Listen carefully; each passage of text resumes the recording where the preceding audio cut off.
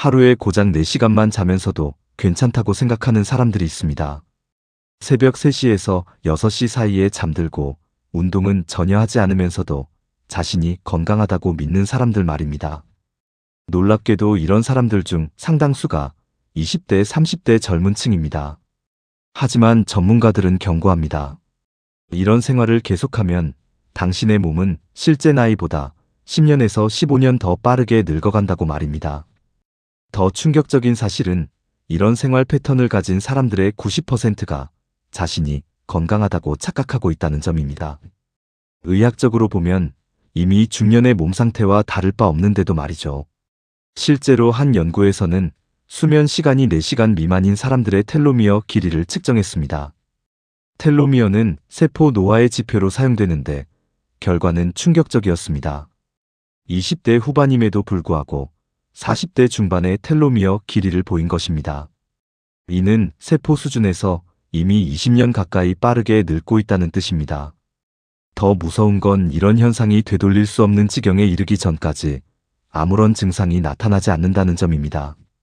오늘 이 영상에서는 왜 현대인들이 자신도 모르게 조기 노화의 길을 걷고 있는지 그 충격적인 진실을 파헤쳐 보겠습니다. 잘못된 수면 패턴이 어떻게 당신의 호르몬 시스템을 파괴하는지, 운동 부족이 얼마나 치명적인 결과를 가져오는지, 그리고 대부분의 사람들이 전혀 모르고 있는 식단의 함정까지 모든 것을 낱낱이 공개할 예정입니다. 특히 많은 사람들이 건강하다고 믿고 있는 음식들이 실제로는 얼마나 위험한지 구체적인 데이터와 함께 보여드리겠습니다. 더 나아가 이미 망가진 생활 패턴을 어떻게 하면 효과적으로 되돌릴 수 있는지 그 구체적인 방법들도 함께 알려드리겠습니다. 단순히 이론적인 얘기가 아니라 실제로 적용 가능한 실전 팁들을 제공할 예정입니다. 오늘 영상을 끝까지 보신다면 당신의 건강 수명을 최소 10년은 연장시킬 수 있는 핵심 비법들을 모두 알게 되실 거예요. 아직 구독 안 하신 분들 계실까요? 아래 구독과 좋아요를 먼저 눌러주시고 소중한 분들께 공유도 해주세요. 자, 그럼 이제 시작합니다. 현대인들이 가장 놓치고 있는 건강 신호가 바로 수면 패턴입니다. 하루 4시간 수면이 정상이라고 생각하는 순간 당신의 몸에서는 돌이킬 수 없는 변화가 시작됩니다. 성장 호르몬 분비가 급격히 감소하고 IGF-1이라는 중요한 호르몬도 함께 떨어집니다. 이 호르몬은 근육 유지와 신체 회복에 절대적으로 필요한 물질입니다. 성장 호르몬은 밤 10시부터 새벽 2시 사이에 가장 많이 분비되는데 이 시간대에 잠들지 않으면 분비량이 80%까지 감소합니다. 더 심각한 문제는 수면 부족이 남성 호르몬 생성에 미치는 영향입니다. 테스토스테론 수치가 20%에서 30%까지 감소할 수 있습니다. 이는 단순히 체력 저하로 끝나지 않습니다. 집중력 감소, 의욕 상실, 우울감까지 연쇄적으로 발생합니다.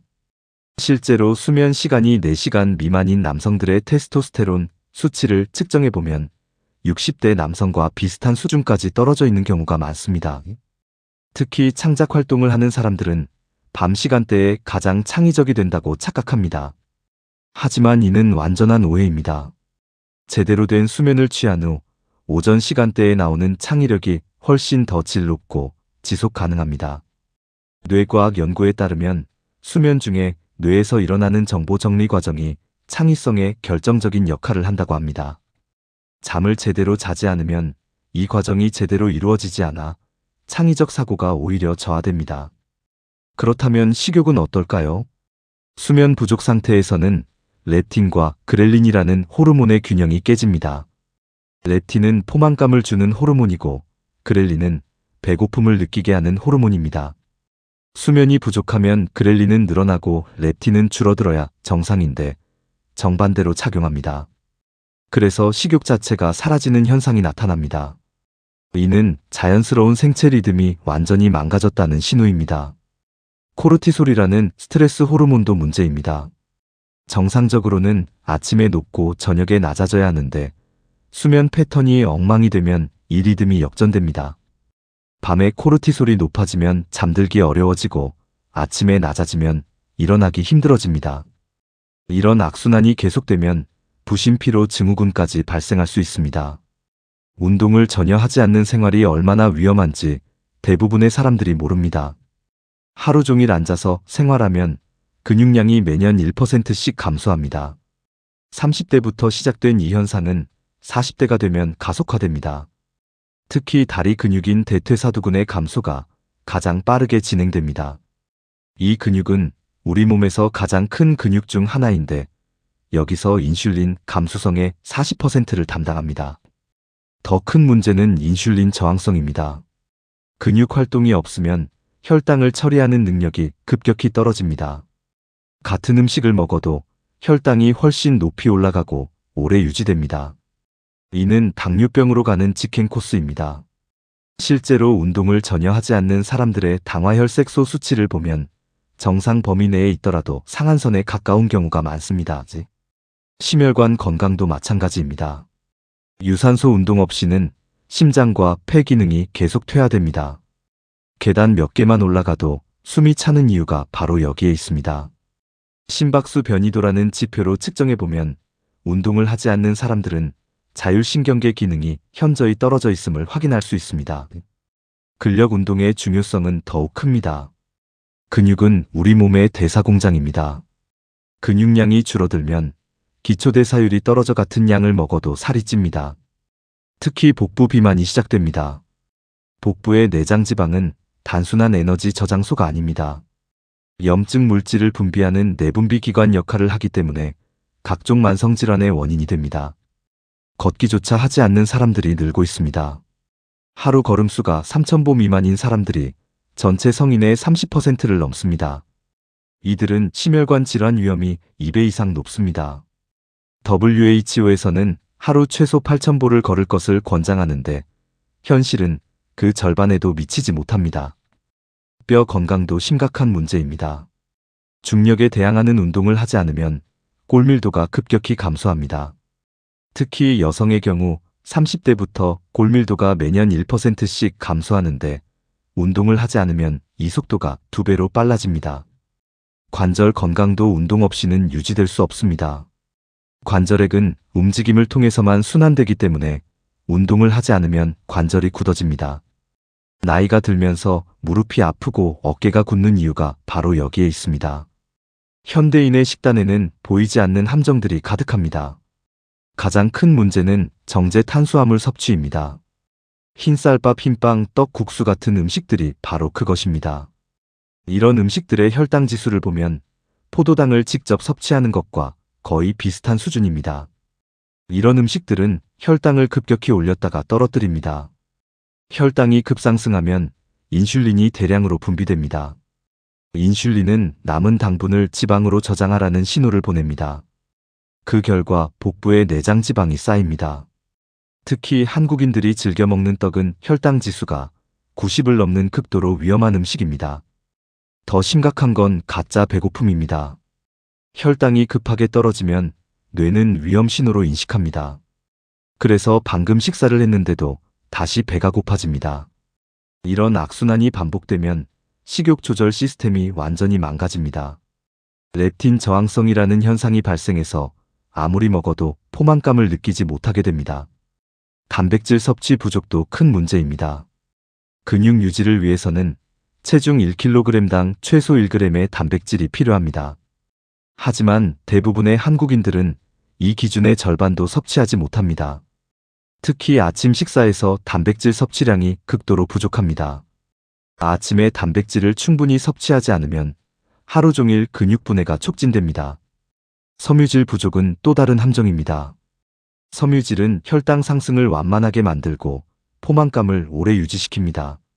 하지만 현대인의 식단에는 섬유질이 심각하게 부족합니다. 하루 권장량인 25g의 절반도 섭취하지 못하는 사람들이 대부분입니다. 트랜스 지방과 과도한 오메가6 지방산 섭취도 문제입니다. 가공식품에 들어있는 이런 지방들은 염증을 유발하고 심혈관 질환 위험을 높입니다.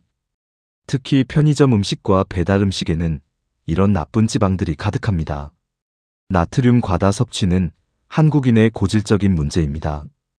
WHO 권장량의 2배가 넘는 나트륨을 섭취하고 있습니다. 과도한 나트륨은 혈압을 올리고 신장에 부담을 줍니다. 또한 칼슘 배출을 촉진해서 골다공증 위험도 높입니다. 숨겨진 당분도 큰 문제입니다. 과일 주스, 요거트, 시리얼 같은 건강해 보이는 음식들에도 엄청난 양의 당분이 들어 있습니다. 이런 당분들은 우리가 인식하지 못하는 사이에 혈당을 급상승시킵니다. 건강한 식단의 핵심은 순서입니다.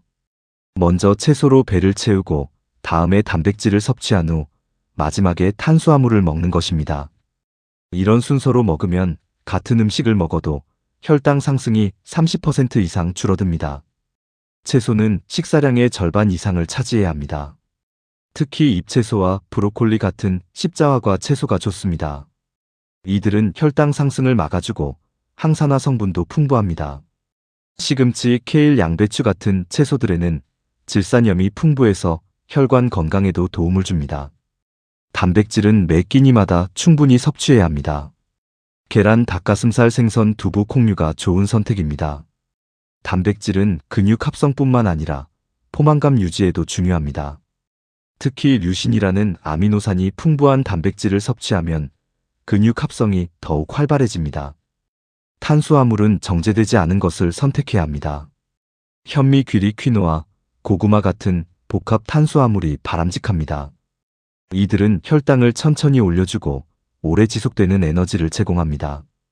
특히 귀리에 들어있는 베타글루칸은 콜레스테롤 수치를 낮춰주는 효과도 있습니다. 지방도 중요합니다. 올리브오일, 견과류, 아보카도 등의 불포화 지방은 호르몬 생성에 필수적입니다. 특히 오메가3 지방산은 염증을 줄이고 뇌 건강에 도움을 줍니다. 일주일에 2회 이상 등푸른 생선을 섭취하는 것이 좋습니다. 식사 시간도 중요합니다. 간헐적 단식을 활용하면 인슐린 감수성을 개선할 수 있습니다. 하루 중 8시간 동안만 식사하고 16시간은 금식하는 방법이 가장 일반적입니다. 이렇게 하면 오토파지라는 세포 정화 과정이 활성화됩니다. 물 섭취량도 놓치기 쉬운 부분입니다. 하루에 최소 2리터 이상의 물을 마셔야 합니다. 충분한 수분 섭취는 신진대사를 원활하게 하고 독소 배출에도 도움을 줍니다. 특히 기상 후 찬물 한 잔은 밤새 떨어진 수분을 보충하고 신진대사를 활성화시킵니다. 운동은 크게 두 가지로 나뉩니다. 유산소 운동과 근력 운동입니다. 둘 다 균형 있게 해야 최대 효과를 얻을 수 있습니다. 하지만 시간이 부족하다면 근력 운동을 우선시하는 것이 좋습니다. 근육량이 늘어나면 기초대사율이 증가해서 가만히 있어도 칼로리 소모가 늘어나기 때문입니다. 유산소 운동은 일주일에 150분이 기본입니다. 하루 30분씩 5일 하면 됩니다. 하지만 고강도로 하면 75분으로 줄일 수 있습니다.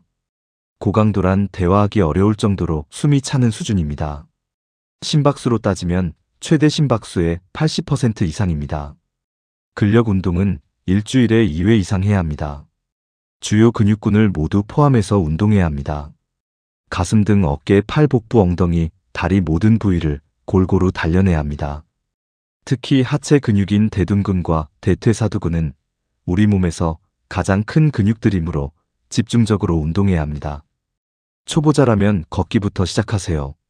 하루 30분 정도 빠르게 걷는 것만으로도 충분한 효과를 얻을 수 있습니다. 점차 시간과 강도를 늘려가면 됩니다. 걷기의 속도는 분당 100m 이상이 되어야 효과적입니다. 실내 운동도 좋은 대안입니다. 트레드밀, 실내 자전거, 계단 오르기 같은 운동들이 있습니다. 날씨에 상관없이 꾸준히 할 수 있는 장점이 있습니다. 특히 계단 오르기는 하체 근력과 심폐지구력을 동시에 기를 수 있는 효과적인 운동입니다. 고강도 인터벌 트레이닝도 시도해 볼 만합니다. 고강도 운동을 짧게 하고 휴식을 취하는 것을 반복하는 방법입니다. 짧은 시간에 큰 효과를 볼 수 있어서 바쁜 현대인들에게 적합합니다. 운동 타이밍도 중요합니다. 공복 상태에서 하는 운동은 지방 연소 효과가 높습니다. 반면 근력 운동은 식후 2시간 정도 지나서 하는 것이 좋습니다. 운동 전후 스트레칭도 빼놓을 수 없습니다. 부상 예방과 회복에 도움을 줍니다. 수면은 단순한 휴식이 아닙니다. 뇌와 몸의 복구 작업이 일어나는 시간입니다. 수면 중에 노폐물이 제거되고 기억이 정리되며 호르몬이 분비됩니다. 특히 뇌척수액이 뇌 전체를 씻어내면서 치매를 유발하는 아밀로이드 베타 단백질을 제거합니다. 가장 중요한 것은 수면 시간보다 수면의 질입니다. 깊은 잠을 자야 성장 호르몬이 충분히 분비됩니다. 얕은 잠을 8시간 자는 것보다 깊은 잠을 6시간 자는 게 더 낫습니다. 수면의 질은 수면 단계별 시간 분포로 알 수 있습니다. 수면 환경도 중요합니다. 방 온도는 18도에서 22도가 적당합니다. 너무 덥거나 추우면 수면의 질이 떨어집니다. 어둡고 조용한 환경을 만드는 것도 필수입니다. 작은 빛이라도 멜라토닌 분비를 방해할 수 있습니다. 카페인 섭취 시간도 조절해야 합니다.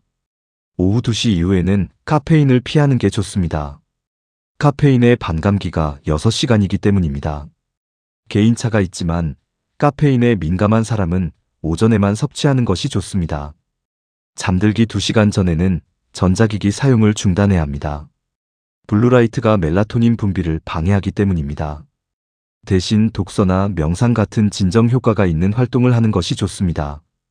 규칙적인 수면 패턴을 유지하는 것이 가장 중요합니다. 주말에도 평일과 비슷한 시간에 자고 일어나야 합니다. 생체 리듬이 한번 깨지면 다시 맞추는데 일주일 이상 걸릴 수 있습니다. 잠자리에 들기 전 루틴도 만들어 보세요. 따뜻한 목욕이나 가벼운 스트레칭 차 한 잔 같은 활동들이 잠드는데 도움을 줍니다. 침실은 잠자는 용도로만 사용하는 것이 좋습니다. 침대에서 스마트폰을 보거나 일을 하면 뇌가 침실을 각성 공간으로 인식하게 됩니다. 현대인에게 스트레스는 피할 수 없는 일상입니다. 문제는 만성 스트레스가 건강에 미치는 영향을 과소평가한다는 점입니다. 만성 스트레스는 코르티솔 수치를 지속적으로 높여서 면역력을 떨어뜨리고 염증을 증가시킵니다. 또한 혈압과 혈당을 올리고 소화 기능을 저하시킵니다. 스트레스 관리법 중 가장 효과적인 것은 명상입니다. 하루 10분만 명상해도 스트레스 호르몬 수치가 현저히 감소합니다. 명상이 어렵다면 깊은 호흡부터 시작해보세요. 4초 들이마시고 4초 참고 4초에 걸쳐 내쉬는 호흡법이 효과적입니다. 규칙적인 운동도 스트레스 해소에 도움을 줍니다. 운동 중에 분비되는 엔돌핀이 기분을 좋게 만들고 스트레스를 완화시킵니다.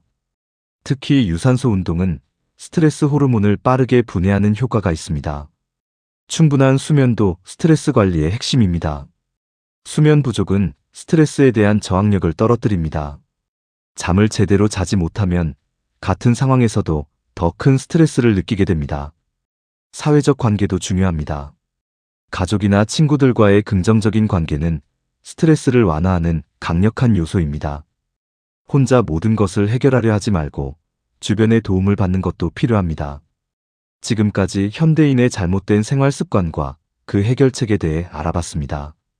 하루 4시간 수면 운동 없는 생활, 잘못된 식단이 얼마나 치명적인지 이제 아셨을 겁니다. 이런 생활을 계속하면 단순히 건강이 나빠지는 수준을 넘어서 실제 나이보다 훨씬 빠르게 늙어간다는 사실도 확인했습니다. 특히 세포 수준에서 일어나는 변화들은 되돌리기 어려울 수 있기 때문에 지금 당장 시작하는 것이 중요합니다. 텔로미어 단축, 호르몬 불균형, 근육량 감소, 인슐린 저항성 등 모든 문제들이 서로 연결되어 있다는 점도 기억해야 합니다. 하지만 절망할 필요는 없습니다. 오늘부터라도 변화를 시작하면 됩니다. 수면 시간을 조금씩 늘려가고 하루 30분 걷기부터 시작해보세요. 식단도 채소 비중을 늘리고 정제 탄수화물을 줄여나가면 됩니다. 가장 중요한 것은 완벽하게 하려고 하지 말고 조금씩이라도 꾸준히 실천하는 것입니다. 하루에 10분 운동하는 것도 전혀 안 하는 것보다는 훨씬 낫습니다. 작은 변화들이 모여서 큰 변화를 만들어냅니다. 변화는 하루아침에 일어나지 않습니다. 하지만 꾸준히 실천하면 3개월 후에는 확실한 차이를 느낄 수 있을 겁니다. 6개월 후에는 주변 사람들이 알아볼 정도로 달라진 모습을 확인할 수 있습니다. 1년 후에는 완전히 새로운 사람이 된 것 같은 느낌을 받을 겁니다. 실제로 건강한 생활 습관을 유지하는 사람들의 생물학적 나이는 실제 나이보다 5년에서 10년 젊다는 연구 결과가 있습니다. 이는 단순한 외모의 변화가 아니라 실제 몸의 기능이 젊어진다는 뜻입니다. 건강은 선택이 아니라 필수입니다.